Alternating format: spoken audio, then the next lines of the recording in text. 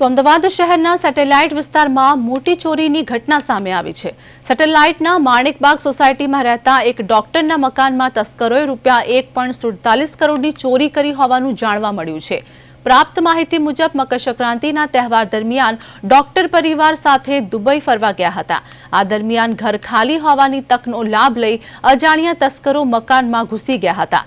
તસ્કરોએ ઘરમાં રાખેલા safe locker તોડી તેમાં રહેલા 203.5 તોલા સોનાના દાગીના અને ₹45 લાખ રોકડ રકમ ચોરી કરી હતી।